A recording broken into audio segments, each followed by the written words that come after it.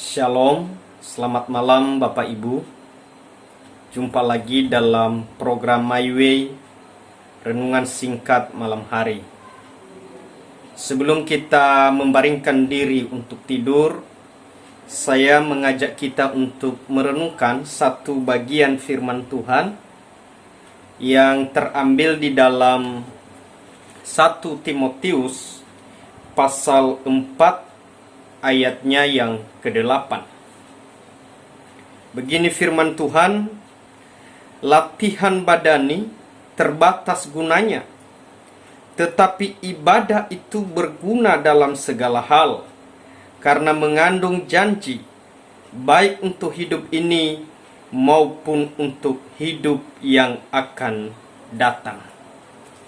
Tema kita pada malam hari ini, ibadah mengandung janji. Ibadah mengandung janji. Rupanya, tanpa kita sadari apa yang kita lakukan selama ini, ketika kita beribadah kepada Tuhan, bersekutu bersama-sama dengan saudara-saudara seiman, tujuannya adalah ibadah, di dalamnya mengandung janji. Itu kata firman Tuhan. Nah, kalau kita membaca kalimat selanjutnya, janji itu bukan hanya di masa sekarang, di mana kita hidup, bukan. Tapi janji itu di masa yang akan datang juga, atau secara rahasia Allah dalam teks ini, bahwa ibadah itu ada gunanya, ada fungsinya ketika kita sudah dipanggil oleh Tuhan nanti. Artinya salah satu yang dihitung dalam hidup kita ini adalah ibadah. Ibadah itu adalah persekutuan kita dengan Tuhan. Ibadah itu bagaimana hidup ini memuliakan Tuhan. Nah, luar biasa firman Tuhan ini. Kenapa saya berkata demikian? Ada satu yang tidak ditiadakan oleh Tuhan di dalam hidup ini, yang kita butuhkan juga, hanya kebutuhan itu terbatas. Saya membaca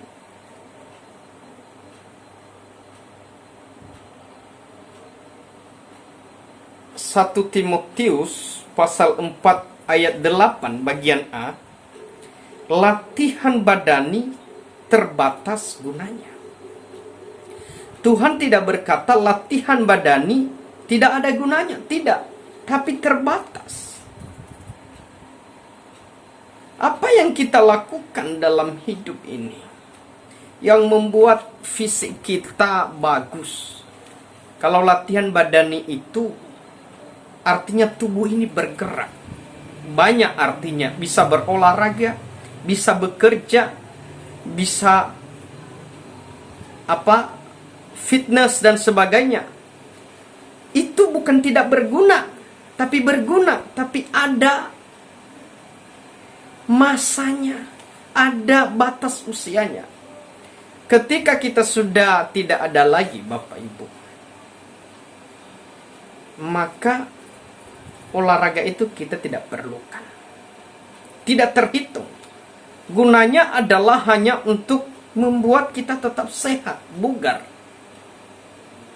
Nah, kalau latihan badani itu bukan hanya bicara itu, tapi ketika kita bekerja keras juga, itu adalah latihan badani. Dan itu kita perlukan kebutuhan dari hasil kerja kita itu untuk makan. Dan itu terbatas. Terbatasnya kenapa? Hanya selama kita hidup di dunia ini. Sesudah kita mati, maka hasil jeripaya kita, hasil dari latihan-latihan badan itu hanya sampai di situ. Ini luar biasa. Tapi yang kita ingat kalimat selanjutnya, seperti yang saya terangkan dari awal tadi sedikit, tetapi ibadah itu berguna dalam segala hal. Saya berpikir begini Bapak Ibu, kenapa ibadah itu berguna dalam segala hal? Coba perhatikan hidup Bapak Ibu ketika sebelum ibadah dan sesudah ibadah. Saya mengalami sendiri ketika dalam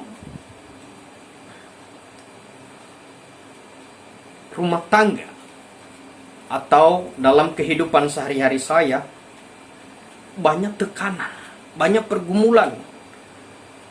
Tapi ketika saya ibadah kepada Tuhan, ya, secara otomatis di dalam ibadah itu hilang. Sekalipun itu hanya sementara hilangnya, tetapi minimal apa yang menjadi beban, apa yang menjadi kekhawatiran, kesusahan yang saya bawa tadi sebelum ibadah, sesudah saya ibadah atau ketika saya masuk dalam ibadah, itu hilang.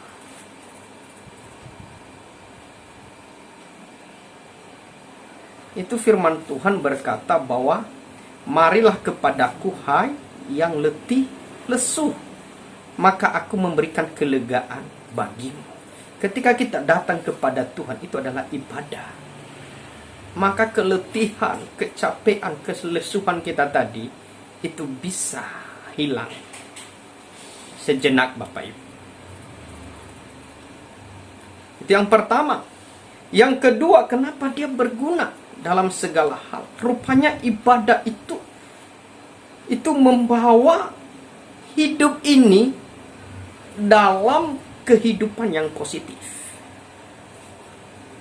Tentu ini menjadi kunci dalam menjalani hidup.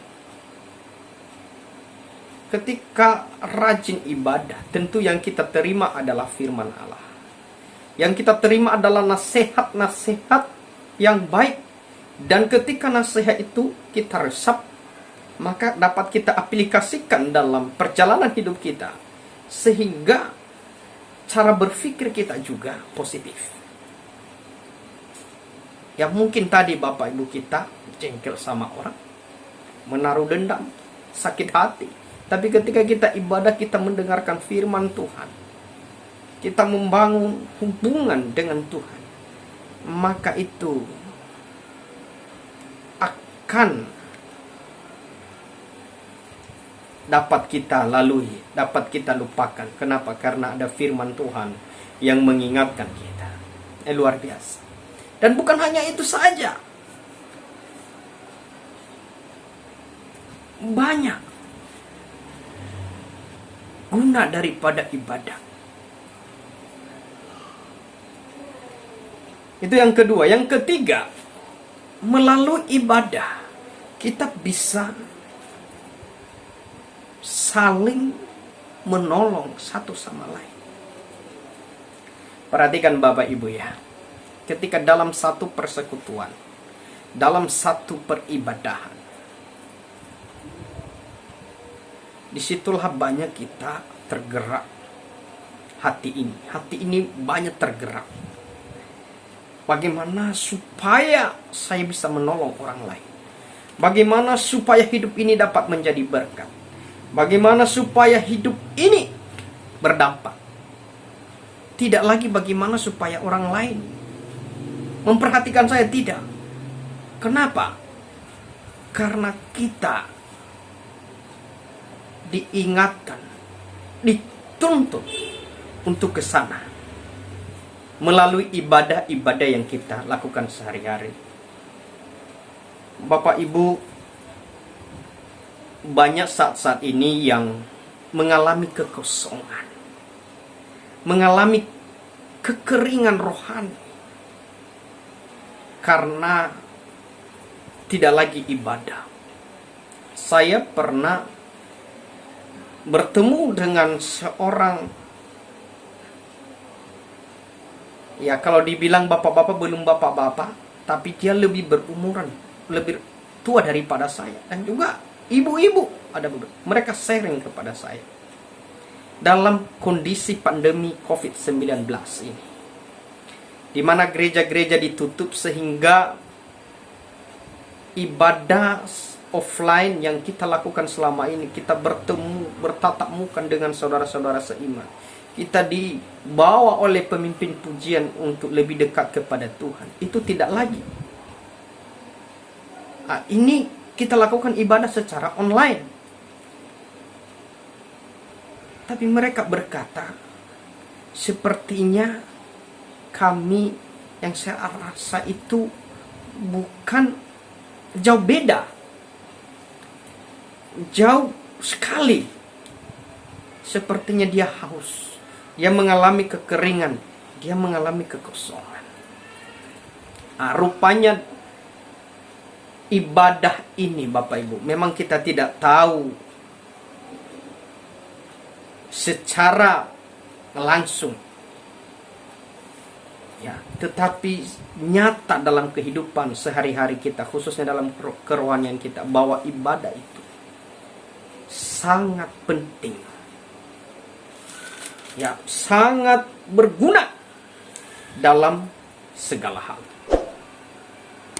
Seperti yang saya sampaikan tadi, bahwa bukan hanya sekarang, bahkan di masa yang akan datang. Pesan saya, Bapak Ibu, sebelum kita istirahat, marilah kita membangun mesbah. Doa-doa, keintiman, relasi yang intim dengan Tuhan di saat-saat seperti begini. Ini sangat diperlukan. Dan ini adalah sangat kita butuhkan saat-saat ini. Kalau tidak, maka kerohanian kita akan mengalami kegoncangan, akan mengalami kemerosotan, bahkan kita akan mengalami kekeringan. Selamat malam, Bapak Ibu, selamat istirahat. Tuhan Yesus memberkati kita semua. Amin.